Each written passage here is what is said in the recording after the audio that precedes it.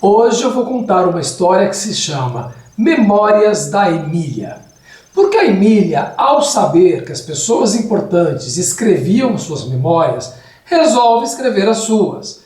Mas, como ela tinha muita preguiça de escrever, não queria usar as suas mãos, ela chamou o Visconde para escrever para ela. E aí começa o livro propriamente dito. Memórias da Emília. Eu sou Antônio Sampaio Doria, do Blogs e Livros.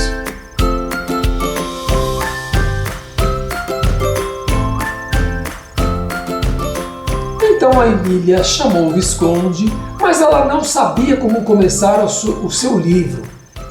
Deixa-me pensar, tossiu, engasgou, enfim, ela acabou dizendo, escreve aí, Memórias da Marquesa de Rabicó. Capítulo 1. Ela não sabia o que dizer.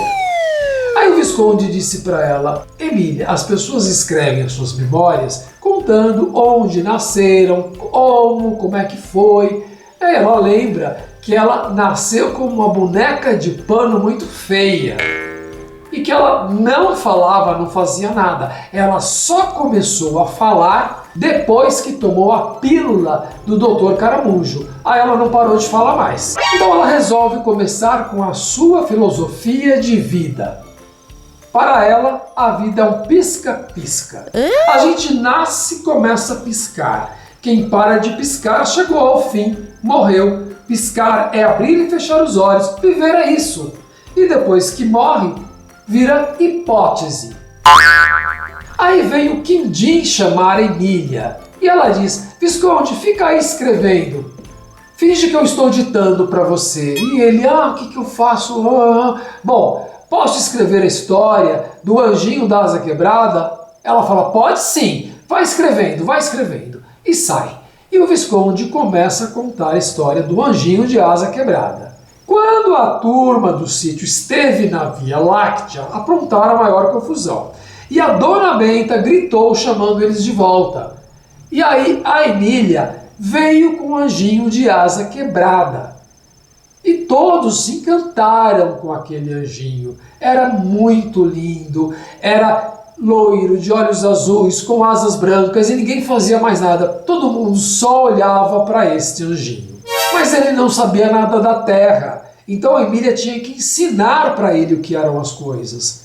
O que é árvore? Ele não sabia. A árvore, explicou a Emília, é uma pessoa que nunca sai do lugar, que tem galhos ao invés de braços e folhas ao invés de unhas. E o anjinho, mas por que ela não sai do lugar? Porque ela tem raízes. O que são raízes? O anjinho não sabia nada e perguntava tudo. Mas o que é isso? O que é aquilo? Por quê? O que é briga? O que é língua? O que é desaforo? E a Emília explicava. E tudo ficou ainda mais confuso quando eles perceberam que uma mesma palavra pode significar várias coisas. Por exemplo, o fogo queima, mas a pimenta também queima.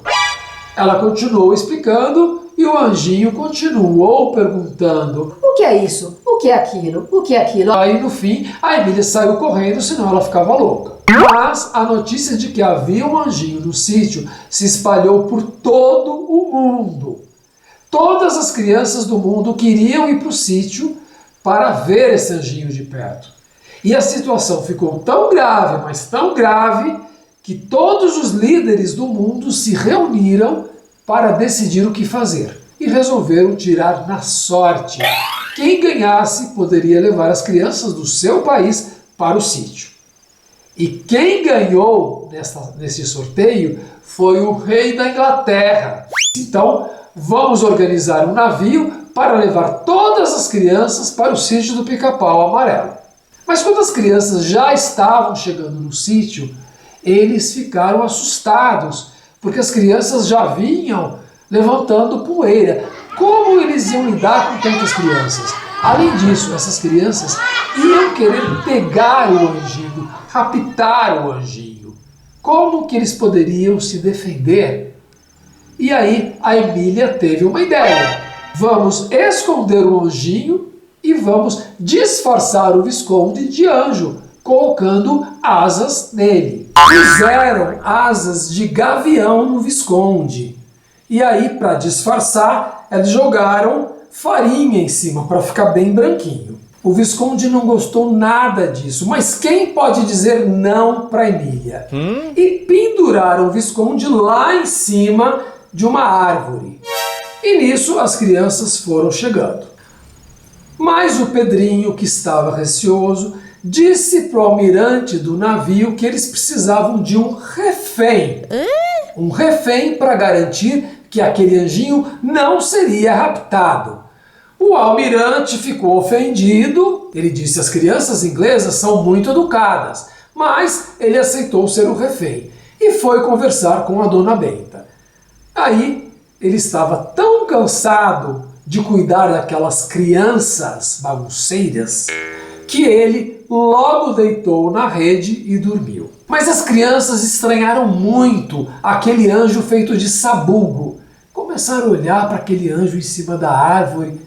Que anjo mais feio! Parece um sabugo. E por que ele usa cartola? E elas começaram a não gostar daquele anjo. A Emília tentou dar desculpas, mas elas não estavam acreditando nas desculpas. E começaram a vaiar o anjo. Fora! Fora! Fora! Até que aparece o Peter Pan. Sim, o Peter Pan estava lá junto com as crianças. E ele disse: eu sei que esse anjo é falso. Nós queremos ver o anjo verdadeiro. E as crianças começaram: queremos ver o anjo verdadeiro. E o Pedrinho quase entrou numa briga com o Peter Pan. Mas, no fim, eles se entenderam. E aí também havia uma outra menina junto com essas crianças, que era Alice no País das Maravilhas. Sim, ela também é da Inglaterra e ela estava no navio também. Mas ela estava achando tudo muito feio, muito chato. Até que as crianças finalmente puderam ver o anjo. E a Alice no País das Maravilhas começou a fazer 1000 perguntas para o anjo. Como é que é lá no céu? Como é que você vive? E o anjo contou que ele brincava de fazer bola de estrelas e jogava. Ele contou que os cometas eram estrelas com rabinho que ele jogava no meio do céu. E aí eles acabaram gostando muito dessas histórias do anjo e foram comer laranjas e jabuticaba no pé. Mas o Pedrinho descobriu que no navio, junto com os marinheiros, tinha vindo escondido o Capitão Gancho. Sim, ele reconheceu. E também tinha vindo no navio o Popeye, o marinheiro Popeye. Sabe quem é o Popeye? É um personagem muito conhecido. Mas por que eles estavam no navio? Bem, os dois estavam no navio porque eles queriam pegar o anjinho e levar para um circo em seus países e ganhar muito dinheiro com isso, porque todo mundo ia querer ver o anjinho. E aí, como eles queriam a mesma coisa, eles acabaram se encontrando ali e começaram uma briga.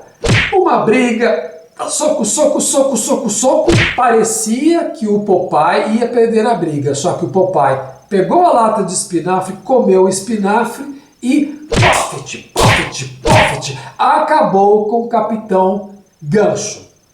Mas o almirante, ao saber que o Popeye tinha vindo escondido no navio, chamou os marinheiros para enfrentar o Popeye. Afinal, ele queria levar o anjinho.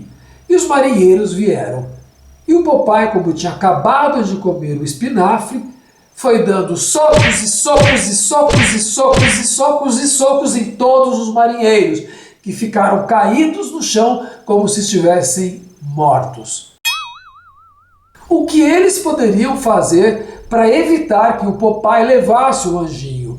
A Emília bolou um plano. Como sempre, a Emília bolou um plano. A Emília foi até o tronco onde estava escondido o anjinho, porque ela sabia que o Popeye ia aparecer lá. E ela levou uma lata e disse para o anjinho: olha, quando o Popeye estiver distraído, você troca a lata dele por esta lata. E o anjinho: mas o que é isso?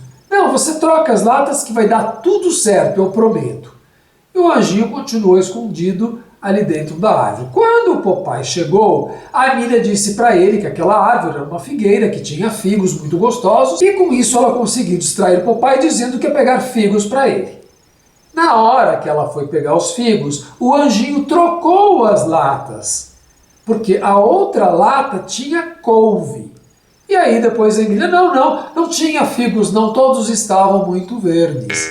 Só que depois ela pegou esta lata, a lata de espinafre, e deu para o Pedrinho.